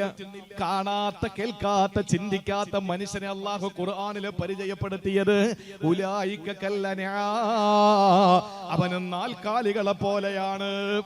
അങ്ങനെ പറഞ്ഞാൽ ഈ വന്ന കാലത്ത് എരുമകൾ ചെന്ന് കേസ് കൊടുക്കും. ഉത്തരേന്ത്യയിലെ പശുവല്ലേ അവിടുത്തെ നേതാവ്, അതുകൊണ്ട് തന്നെ പശുക്കള് കേസ് കൊടുക്കും, കഴുത കേസ് കൊടുക്കും, ഒട്ടകം കേസ് കൊടുക്കും, നായ കേസ് കൊടുക്കും, പന്നി കേസ് കൊടുക്കും. അതുകൊണ്ട് അല്ലാഹു ഒരു സ്റ്റെപ്പ് കൂടി താഴെ ഇറങ്ങിയിട്ട് പറഞ്ഞു, ബൽഹും അളല്ല്, നായയേക്കാൾ, പന്നിയേക്കാൾ, കുതിരയേക്കാൾ, കഴുതയേക്കാൾ, മൃഗങ്ങളെക്കാൾ അവന് കഷ്ടമാണ്. എന്താ കാരണം? അവൻ കാണുന്നില്ല, കേൾക്കുന്നില്ല, ചിന്തിക്കുന്നില്ല. എന്താ കാരണം? തന്നിഷ്ടത്തെ ദൈവമാക്കി തന്നിഷ്ടത്തിന്റെ പിന്നാലെ പോയപ്പോ അല്ലാഹു ഖതമ അലാ സമഇഹി വഖൽബിഹി, ഹൃദയത്തിലും കേൾവിയിലും അല്ലാഹു തആല സീൽ വെച്ച് അങ്ങ് പൂട്ടിക്കഴിഞ്ഞു. ഇനി ഒരു പ്രസംഗം അവന് കേൾക്കാൻ പറ്റൂല, ഒരു ഉപദേശവും അവനെ നന്നാക്കൂല. അവന്റെ ഹൃദയത്തെയും അല്ലാഹു താഴിട്ട് പൂട്ടി. എന്നിട്ടോ വജഅല അലാ ബസരിഹി ഗിശാവ, വലിയ ഒരു മൂടി കൊണ്ടുവന്ന് അവന്റെ കണ്ണു അങ്ങ് മൂടിക്കളഞ്ഞു. സുബ്ഹാനല്ലാഹ്, തീർന്നവന്റെ കാര്യം, അവന്റെ കാര്യം തീർന്ന്. എന്നിട്ട് അല്ലാഹു ഒരൊറ്റ ചോദ്യം കൂടെ ചോദിച്ചു, നിങ്ങൾ ഇനി ഏത് മന്ത്രവാദിയുടെ അടുത്ത് പോകും? നിങ്ങൾ ഏത് തങ്ങളെടുത്ത് പോകും? നിങ്ങൾ ഏത് ഉസ്താദിന്റെ അടുത്ത് പോകും? നിങ്ങൾ ഏത് വഅള് കേൾക്കാൻ പോകും? അതാണ് അല്ലാഹു ചോദിച്ചത്. അല്ലാഹു അല്ലാതെ പിന്നെ ആരാ അവനെ നന്നാക്കാനുള്ളത്? അല്ലാഹു അല്ലാതെ പിന്നെ അവൻ ആര് നന്നാക്കാനുണ്ട്? ഒരു മനുഷ്യനും അവനെ നന്നാക്കാൻ പറ്റൂല. അല്ലാഹു നമുക്ക് മനസ്സിലാക്കാനുള്ള തൗഫീഖ് തരട്ടെ. അഫലാ തദക്കറൂൻ, ചിന്തിക്കുന്നില്ലേ? നിങ്ങൾക്ക് ബോധമില്ലേ? അല്ലാഹു ചോദിക്കുകയാണ്. അതുകൊണ്ട് തീരുമാനമെടുത്തോ. എന്റെ ഇഷ്ടങ്ങൾക്ക് പുറമെ നമ്മളോട് ഒന്ന് ലാ യുകല്ലിഫുല്ലാഹു നഫ്സൻ ഇല്ലാ വുസ്അഹ, കഴിയാത്ത എന്തെങ്കിലും അല്ലാഹു പറഞ്ഞോ? അല്ലാഹു എന്തെങ്കിലും കഴിയാത്ത എന്തെങ്കിലും പറഞ്ഞോ? നിങ്ങളൊന്ന് ചിന്തിച്ചു നോക്ക്. ഈ നോമ്പ് അല്ലാഹു തആല 11 മാസവും നോമ്പ്, പിന്നെ ഒരു മാസം നോമ്പില്ല, അങ്ങനെ ആക്കിയിരുന്നെങ്കിൽ എന്താ അവസ്ഥ? 20 റക്അത്ത് തറാവീഹ് എന്നുള്ളത് തഹജ്ജുദിന്റെ സമയത്താക്കിയിരുന്നെങ്കിൽ എന്താ അവസ്ഥ? ഒന്ന് ആലോചിച്ച് നോക്ക്. റബ്ബ് നമുക്ക് കഴിയാത്ത എന്തെങ്കിലും പറഞ്ഞോ? എത്ര രസകരമായി നമ്മൾ നമസ്കരിക്കുന്നു, എത്ര ആനന്ദം, എത്ര സൗരഭ്യം, എത്ര സന്തോഷം. പതുക്കെ നമസ്കരിക്കണം, പതുക്കെ നമസ്കരിക്കണം, വേഗത കുറച്ച് നമസ്കരിക്കണം. അതല്പ സമയമെടുത്തായാലും കുഴപ്പമില്ല. അതിനാണല്ലോ തറാവീഹ് എന്ന് പറയുന്നത്. വിശ്രമിച്ചിട്ട് നമസ്കരിക്കണം. അതിനിടയിൽ ദിക്റുകളോ സ്വലാത്തുകളോ ഇസ്തിഗ്ഫാറുകളോ ഒക്കെ ചൊല്ലിയിട്ട് ആളുകൾക്കൊന്ന് വിശ്രമിച്ചിട്ട്. എന്തേ അള്ളാഹുവിന് സുബഹി ഒറ്റ സലാം, ളുഹർ ഒറ്റ സലാം, അസ്ർ ഒറ്റ സലാം, മഗ്രിബ് ഒറ്റ സലാം, ഇശാ ഒറ്റ സലാം, പെരുന്നാൾ ഒറ്റ സലാം, ജുമുഅ ഒറ്റ സലാം. അങ്ങോട്ടും ഇങ്ങോട്ടൊന്ന് മാറാനോ ഒക്കെ അവർക്കുള്ള അവസരം കൊടുത്തിട്ട് അങ്ങനെ നമ്മൾ നമസ്കരിക്കണം. ആ നമസ്കാരം നമ്മുടെ ഹബീബിന്റെ ചര്യയാണ്. അതിനാണ് മുൻതൂക്കം കൊടുക്കേണ്ടത്, അതിനാണ് വില കൽപ്പിക്കേണ്ടത്. ഇല്ലെങ്കിൽ എന്റെ പ്രിയപ്പെട്ട സഹോദരങ്ങളെ, നിങ്ങൾക്കറിയോ എന്താ സംഭവിക്കാൻ പോകുന്നത്? അള്ളാഹു നമ്മളെ പഴപ്പിച്ചിട്ട് നമ്മുടെ കാതിലും ഹൃദയത്തിലും അള്ളാഹു സീല് വെച്ചിട്ട് കണ്ണിനെ മൂടിക്കളഞ്ഞിട്ട് അള്ളാഹു അല്ലാതെ പിന്നെ ആർക്കും നമ്മളെ നന്നാക്കാൻ പറ്റാത്ത അവസ്ഥയിൽ അള്ളാഹു നമ്മളെ ഏറ്റവും വലിയ എളിഭ്യരാക്കി മാറ്റിക്കളയുമെന്ന് അള്ളാന്റെ പരിശുദ്ധ ഖുർആൻ. സഹോദരങ്ങളെ, സമയം അതിക്രമിക്കുകയാ. രണ്ടേ രണ്ട് അടയാളങ്ങൾ കൂടി ഞാൻ പറഞ്ഞിട്ട് അവസാനിപ്പിച്ചോ. ഈ ആയത്തിന്റെ തൊട്ടുടനെ അല്ലാഹു തആല 24, 25 ആയത്തുകളിലായി പറഞ്ഞ അടയാളങ്ങളുണ്ട്. ഈ പറയുന്ന രീതിയിൽ തന്നിഷ്ടത്തെ ദൈവമാക്കിയവന്റെ 2 അടയാളങ്ങൾ അല്ലാഹു പറഞ്ഞു. അതിൽ ഒന്നാമത്തെ അടയാളം ഏതെന്നറിയോ? ഈ പറയുന്ന അടയാളങ്ങൾ നിങ്ങളുടെ ജീവിതത്തിലുണ്ടെങ്കിൽ എന്റെ മുസ്ലിം സഹോദരാ, നമുക്കിവിടെ വെച്ച് അവസാനിപ്പിക്കാം. ഇവിടെ വെച്ച് നമുക്ക് പ്രതിജ്ഞ എടുക്കാം. നല്ല രാവുകളാ നമ്മുടെ മുന്നിലുള്ള സമയത്തുള്ള പ്രാർത്ഥന അല്ല കേൾക്കുമെന്നാണ്. ഒരിക്കലും അല്ല തള്ളിക്കളയൂല. 2 അടയാളങ്ങൾ അല്ല പറഞ്ഞതിൽ ഒന്നാമത്തേതെന്നറിയോ? വഖാലൂ മാഹിയാതുന ദുനിയാ. തന്നിഷ്ടക്കാര് പറയുന്നത് എന്തെന്നറിയോ? അവരുടെ അടയാളങ്ങളെ തിരിച്ചറിയാനുള്ള അടയാളങ്ങളിൽ ഒന്ന്, അവരെപ്പോഴും പറയുന്നത് ഈ ഒരു ജീവിതം മാത്രമേ ഉള്ളെന്നാ. ഈ ഒരു ജീവിതം മാത്രമേ ഉള്ളൂ, പരലോകമെന്ന് പറയുന്നൊരു ജീവിതമില്ല. ഇവിടെ കുറെ ആളുകൾ മരിക്കുന്നു, കുറെ ആളുകൾ വീണ്ടും ജീവിക്കുന്നു, കുറെ ആളുകൾ മരിക്കുന്നു, കുറെ ആളുകൾ ജീവിക്കുന്നു, അല്ലാതെ പരലോകമെന്ന് പറയുന്ന ഒരു ലോകമില്ല. എന്നിട്ട് അല്ലാഹു പറയുകയാണ്, വമാ യുഹ്ലികുനാ ഇല്ലദ്ദഹ്റു, വമാ യുഹ്ലികുനാ ഇല്ലദ്ദഹ്റു. അവരുടെ ന്യായം എന്തെന്നറിയോ? എന്നെ ഇങ്ങനെ പഴപ്പിച്ചത് കാലമാണ്, ഇങ്ങനെ ഞാൻ മാറിപ്പോയത് കാലമാണ്, എന്റെ ഗൾഫ് ലോകമാണ് എന്നെ ഇങ്ങനെ ആക്കിയത്. എന്നെ കള്ളു കുടിപ്പിച്ചത് ആരെന്നറിയോ? എന്റെ ഗൾഫ് യാത്രയാണ് എന്നെ കള്ളു കുടിപ്പിച്ചത്. എന്നെ മോശക്കാരനാക്കിയത് എന്റെ ഏറ്റവും വലിയ പ്രവാസ ജീവിതമാണ്. ഇതൊക്കെ പറഞ്ഞുകൊണ്ട് കാലത്തെ തെറി വിളിക്കുന്നവർ, കാലത്തെ ആക്ഷേപിക്കുന്നവര്, അല്ലാഹു പറയുന്നു വമാലഹും ബിദാലിക മിൻ ഇൽം. അവർക്ക് ഇതിനെപ്പറ്റി യാതൊരു വിവരവുമില്ല. ഇൻഹുമില്ല യളിന്നൂ. അവർക്ക് ഭാവനകൾ മാത്രമേ ഉള്ളൂ. സഹോദരങ്ങളെ, ഉള്ള ചിന്താഗതിക്കാരുടെ വലിയ ഒരു പ്രളയമായിരുന്നു കോവിഡ് കാലം. നിരീശ്വരവാദികൾ പെറ്റുപെരുകി, നിരീശ്വരവാദികൾ പെറ്റുപെരുകി. അല്ലാഹ് ഉണ്ടോ? അല്ലാഹ് ഉണ്ടെങ്കിൽ പിന്നെ ഹറമ പൂട്ടായിരുന്നു. അല്ലാഹ് ഉണ്ടെങ്കിൽ പിന്നെ ഇത്രയും ആളുകൾ കിടന്ന് കരഞ്ഞ് നിലവിളിച്ചപ്പോ റബ്ബ് ഇവിടെ പോയി. അല്ലാഹ് ഉണ്ടായിരുന്നെങ്കിൽ റൗള അടച്ചിടുമായിരുന്നു. അല്ലാഹ് ഉണ്ടെങ്കിൽ പിന്നെ പള്ളിയിൽ ബാങ്കില്ലാതിരുന്നല്ലോ, ജുമ ഇല്ലാതിരുന്നല്ലോ, പെരുന്നാളില്ലായിരുന്നല്ലോ, നോമ്പില്ലായിരുന്നല്ലോ. അല്ല എവിടെ പോയി? അങ്ങനെയാണെങ്കിൽ പടച്ചവൻ രക്ഷപ്പെടുത്തുമായിരുന്നല്ലോ എന്ന് പറഞ്ഞതിന്റെ അർത്ഥം എന്താണ്? ആഖിറത്തിലെ ബോധമില്ലാതെ ദുനിയാവ് മാത്രമേ ഉള്ളൂ എന്ന് ചിന്തിക്കുന്ന നാസ്തികവാദികളുടെ ഒരു വലിയ പ്രളയമായിരുന്നു. ചിന്തിക്ക്, ഓരോ മനുഷ്യരും പറയാൻ തുടങ്ങി അല്ല ഉണ്ടോ എന്ന്. പക്ഷെ രസകരമായത് മറ്റൊന്നാണ്. കാണാത്ത ദൈവത്തെ ഞങ്ങൾ ആരാധിക്കൂല എന്ന് പറഞ്ഞ നിരീശ്വരവാദികൾ കാണാത്ത വൈറസിന്റെ പേരിൽ മൊത്തത്തിൽ പ്ലാസ്റ്റിക്കും ചുമന്നുകൊണ്ട് നടന്നു. അത് നമ്മൾ കണ്ടു. എന്റെ പ്രിയപ്പെട്ട സഹോദരങ്ങളെ, ലോകം പരലോകം എന്ന് പറയുന്ന ഒരു ലോകമില്ല. ഈ ലോകം മാത്രമേ ഉള്ളൂ. എന്തിനാ കഷ്ടപ്പെട്ട് പട്ടിണി കിടക്കുന്നത്? റമളാനായപ്പോ കുറെ പിന്നെ ഈ ഫേക്ക് ഐഡികളിൽ നിന്ന് കുറെ ഫേസ്ബുക്കില് കുറെ മെസ്സേജുകൾ പരന്നു. എന്താണെന്നറിയോ? തീറ്റയുടെ മാസം വന്നിരിക്കുകയാണ്. എന്ത് തീറ്റയുടെ മാസമാണോ? എന്ത് തീറ്റയുടെ മാസം? തീറ്റയുടെ മാസം വന്നിരിക്കുകയാണ്. നമ്മുടെ മക്കൾക്കൊക്കെ ഭക്ഷണം കിട്ടുന്നുണ്ടോ എന്ന് നാം കൃത്യമായി പരിശോധിക്കണം. എവരാരാ പരിശോധിക്കുക? റഖീബത്തീത. ഇങ്ങനെ അങ്ങോട്ട് പറയാൻ ഓരോ കാര്യങ്ങള്. എന്ത് തീറ്റയുടെ മാസമാണിത്? നിങ്ങൾ ചിന്തിക്ക്. നോമ്പ് തുറന്നാൽ നമ്മൾ ഈത്തപ്പഴം കൊണ്ട് നോമ്പ് തുറക്കുന്നു, നമ്മൾ കഴിക്കുന്നു. നിസ്കാരം കഴിഞ്ഞ് കഞ്ഞി കുടിക്കുന്നു. വീട്ടിലേക്ക് പോയാൽ ഒരു 80% ആളുകൾ കഴിക്കില്ല. അവരവിടെ ചെന്ന് ഒരു ചായയോ കട്ടനോ എന്തെങ്കിലുമൊക്കെ കുടിക്കും. അത് നേരെ തറാവീഹിന് വരും. അവരെ തറാവീഹ് നിസ്കാരം, നീണ്ട നമസ്കാരം കഴിഞ്ഞിട്ട് വീട്ടിലേക്ക് പോയി കുറച്ച് അത്താഴം കഴിക്കും. ഈ അത്താഴം കഴിച്ചവര് കിടന്നാൽ ഇടയത്താഴ സമയത്ത് എഴുന്നേറ്റ് ചിലപ്പോ ഒരു പത്തിരിയോ ഒരു ചപ്പാത്തിയോ, ചില ആളുകൾ 3-4 ഈത്തപ്പഴം കഴിക്കും. ഇതിനാണോ തീറ്റയുടെ മാസം എന്ന് പറയുന്നത്? തീറ്റയുടെ മാസം എന്ന് പറഞ്ഞ് ആക്ഷേപിക്കുന്നത്? ഇസ്ലാമിന് ഇതിനെ കുതിര കയറാൻ കിട്ടുന്ന അവസരങ്ങളൊക്കെ മുതലെടുപ്പ് നടത്തുമ്പോ അതിലൊക്കെ മുസ്ലിം നാമധാരികളായ ഫേക്ക് ഐഡിയകളുണ്ട് എന്ന് പറയുമ്പോഴാണ് നമുക്ക് ഖേദം. അതാണ് നമ്മുടെ സങ്കടം. ഈ ഭൗതിക ലോകത്തിൽ മാത്രമേ ജീവിതമുള്ളൂ. ആഖിറത്തെ പറ്റി ഒരു ബോധമില്ലാതെ കുറെ ആളുകൾ എന്തെങ്കിലും പറഞ്ഞു വെച്ചിട്ട് നമുക്കൊരു ബുദ്ധിമുട്ടുമില്ല, നമുക്കതിന്റെ പേരിൽ ഒരു പ്രയാസവുമില്ല. നാളെ ആഖിറമുണ്ട്.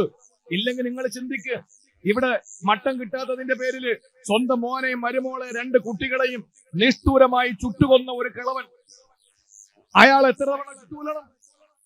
4 ജീവനുകളല്ലേ ചുട്ടുകൊന്നത് അയാൾ. ആട്ടിറച്ചി കിട്ടിയില്ല തൊടുപുഴയില്. അപ്പൊ അത് നമ്മുടെ സമുദായത്തിൽപ്പെട്ടല്ലേ? അല്ല. എന്റെ പൊന്നു സഹോദരങ്ങളെ, ഞാൻ പറയുന്നത് ഇങ്ങനെയുള്ള വിഷയങ്ങൾ പൊതുസമൂഹത്തിന്റെ മുമ്പിൽ പറയുമ്പോ ആളുകൾ പറയും, സാറേ പതുക്കെ പറ, ഇത് നമ്മുടെ കൗമിന്റെ വിഷയമല്ല, നാട്ടുമല്ലേ. അല്ല സഹോദര, നോഹ് നബി എന്ന് പറയുന്ന പ്രവാചകന്റെ രക്തത്തിൽ നിന്ന് നട്ടലിലൂടെ ബീജത്തുള്ളികളായി തന്റെ ഭാര്യയുടെ ഗർഭാശയത്തിലേക്ക് പാസ് ചെയ്യപ്പെട്ട രീതിയിൽ ഗർഭിണിയായി പ്രസവിച്ചു വന്ന മകന് വെള്ളപ്പി മുങ്ങിച്ചാരുമ്പോ ആ നോഹ് നബി വിളിച്ചു പറഞ്ഞു, അല്ലാഹുവേ എന്റെ മോൻ. അല്ല പറഞ്ഞു, ലൈസ മിൻ അഹ്ലിക, നിന്റെ ആളല്ല. നോഹ് നബിയെ, നിങ്ങളുടെ മോനല്ല. ഈ പരിശുദ്ധമായ ആദർശത്തിന്റെ വരകൾക്കപ്പുറത്ത് കാല് വെച്ചവൻ നമ്മുടെ ബൗണ്ടറിപ്പെട്ടവനല്ല.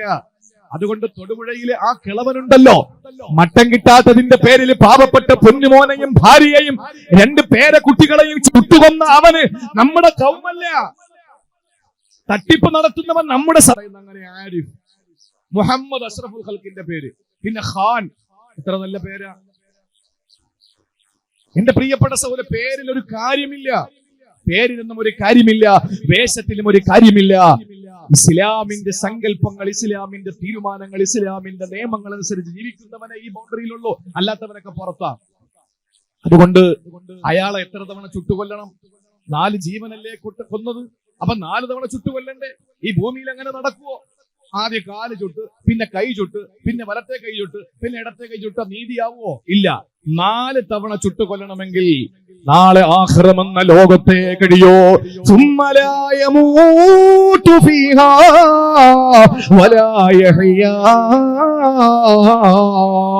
നരകത്തില് ജീവിതമില്ല, മരണമില്ല. സുബ്ഹാനല്ലാഹ്, എന്തൊരു ലോകമാണത്! ജീവിതവുമില്ല, മരണവുമില്ല. ആ ഒരു ലോകമാണ് ആഖിറം, ആ ഒരു ലോകമാണ് നരകം. അതുകൊണ്ട് പരലോകമുണ്ട് മോനെ. നിന്റെ നാസ്തികവാദത്തിൽ നിന്ന് നീ ഇറങ്ങി വാ, എന്നിട്ട് നിരീശ്വരവാദത്തിൽ നിന്ന് ഇസ്ലാമിന്റെ പ്രോജ്വലതയിലേക്ക് വാ. അതാണ് വേണ്ടത്. അതുകൊണ്ട് തന്നിഷ്ടങ്ങളുടെ പിന്നാലെ പോകുന്നവന്റെ ഒന്നാമത്തെ ക്വാളിറ്റി ആഖിറയില്ലെന്ന് പറഞ്ഞു നടക്കും. ഇനി 2 ഇനി രണ്ടേരെന്നറിയോ?